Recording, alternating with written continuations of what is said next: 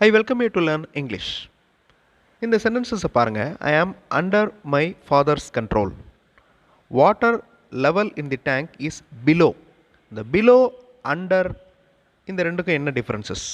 அதே மாதிரி on, above இந்த ரெண்டு வார்த்தைகளுக்கும் என்ன டிஃப்ரென்சஸ்? இதை பற்றி தான் இந்த வீடியோவில் பார்க்க போகிறோம். இந்த வார்த்தைகள் எல்லாமே இங்கிலீஷ் கான்வர்சேஷனில் அடிக்கடி யூஸ் ஆகும். ஆன் அப்படின்னா மீது, ஓவர் அப்படின்னா மேலாக, above அப்படின்னா ஒன்றிற்கு மேலே. தமிழ் வார்த்தைகள் கீழ், அடியில் ரெண்டுக்கும் சிமிலாரிட்டிஸ் இருக்குது, ஒற்றுமை இருக்குது. அதே மாதிரி டிஃப்ரென்சஸும் இருக்குது.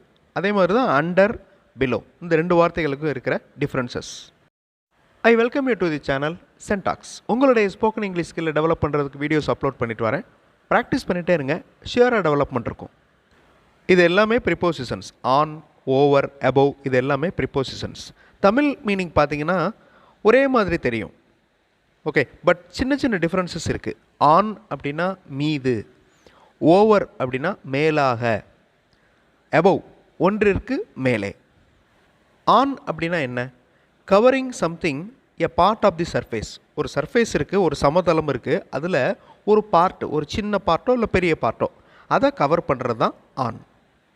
ஒரு பெரிய சர்ஃபேஸில் ஒரு சின்ன பகுதியை கவர் பண்ணியிருக்கு, அட் தி சேம் டைம் அதை டச் பண்ணியிருக்கணும், ஓகே, அப்போ தான் ஆன் யூஸ் பண்ண முடியும்.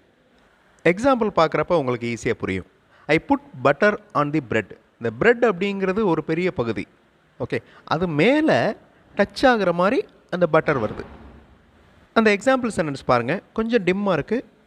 He wears his grandmother's ring on his little finger. Little finger அப்படின்னா சுண்டு விரல். அவரோட கிராண்ட் மதர், பாட்டி, அவங்களோட மோதிரத்தை லிட்டில் ஃபிங்கரில் போட்டிருக்கிறார். So on his little finger. On அப்படின்னா covering something a part of the surface, touch பண்ணியிருக்கணும். ஓவர் அப்படின்னா என்ன அர்த்தம்? Covering on top of the surface. So ஃபுல்லாகவே கவர் பண்ணிடணும். ரெண்டு வார்த்தைகளுக்கும் இருக்கிற டிஃப்ரென்சஸ்.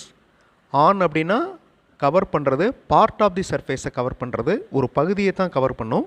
ஓவர் அப்படின்னா ஃபுல்லாகவே கவர் பண்ணிடும், அந்த சர்ஃபேஸ் ஃபுல்லாகவே கவர் பண்ணிடும். One thing is covering or laying on the top of something else, okay, அது மேலே ஃபுல்லாக கவர் பண்ணுறது, அது ஓவர்.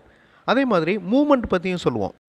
மூமெண்ட் அப்படின்னா அசைதல், ஓகே. மூமெண்ட் சச்சஸ் டிரைவிங் ஓவர் எ பிரிட்ஜ். ஒரு பிரிட்ஜு மேலே போகிறது, ஓகே, ட்ரைவ் பண்ணி போகிறது, அது over. I am wearing a over coat. ஒரு ஓவர் கோட் நான் போட்டிருக்கேன், ஓகே. இந்த இடத்துல ஓவர் கோட் அப்படின்னு வருது பாருங்கள். அந்த கோட் வந்து உள்ளுக்குள்ளே இருக்கிற ஷர்ட்டை ஃபுல்லாக கவர் பண்ணிடுது. வி ஃப்ளூ, நாங்கள் பறந்தோம். ஓவர் த டெம்பிள், கோயிலுக்கு மேலே பறந்தோம். He puts his hand over her mouth to keep her quite.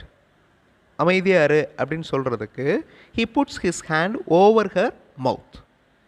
On அப்படின்னா டச் ஆகிறது, பார்ட் ஆஃப் தி சர்ஃபேஸை டச் பண்ணுறது. ஓவர் அப்படின்னா கவர் பண்ணுறது.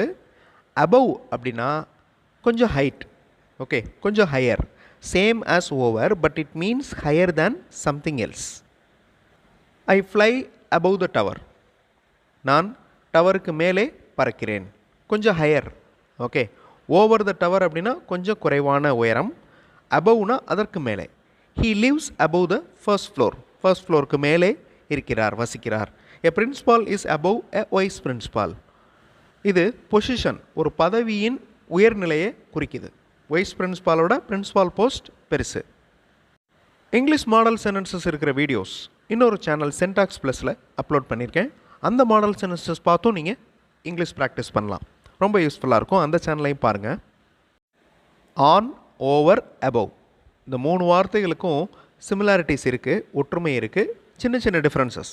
ஆன் அப்படின்னா part of the surface, okay, மீது அப்படின்னு அர்த்தம். ஓவர் அப்படின்னா அதன் மேலாக, அதை விட ஹைட், அபவ் ஒன்றிற்கு மேலே.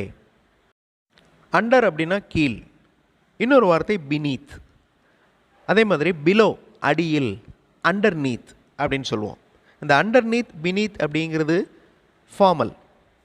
அண்டர் பாருங்கள், ஒரு பொருள் மேலே இருக்கும் இன்னொன்றால் முழுதாக கவர் ஆனால் அங்கே அண்டர் யூஸ் பண்ண வேண்டும். எக்ஸாம்பிள் சென்டென்சஸ் பார்க்குறப்போ உங்களுக்கு புரியும். I am wearing a black shirt under my sweater. ஸ்வெட்டருக்கு அடியில் நான் ஒரு பிளாக் ஷர்ட் போட்டிருக்கேன். I am wearing a black shirt under my sweater. Car is parked under the tree. அதே மாதிரி the dog is under the bed. ஒரு பொருளின் கீழே நேரடியாக இல்லாமல் இருந்தால், ஓகே, அப்படி எக்ஸாக்டாக அதுக்கு அடியில் இல்லாமல் இருந்தோம்னா அந்த இடத்த பிலோ அப்படின்னு குறிப்பிடணும். We stopped several hundred meters below the top of the mountain. Okay, அந்த மவுண்டனுக்கு அடியில் இருக்கும், அந்த மவுண்டனுக்கு கீழே இல்லை. ஓகே, ரெண்டுக்கு இருக்கிற டிஃப்ரென்ஸ் பாருங்கள். அண்டர் அப்படின்னு சொல்லக்கூடாது, below the top of the mountain அப்படி தான் சொல்லணும். He is standing below the big poster. போஸ்டருக்கு அடியில் நிற்கிறார்.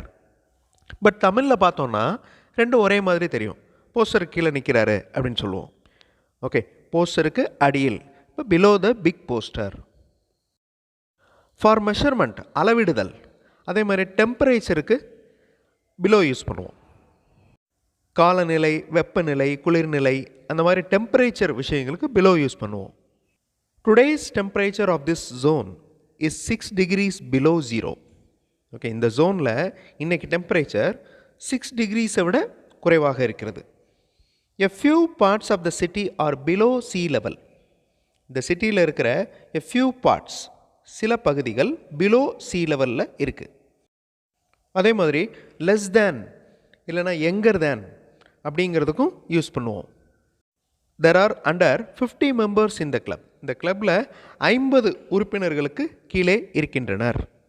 You cannot play that ride if you are under 10.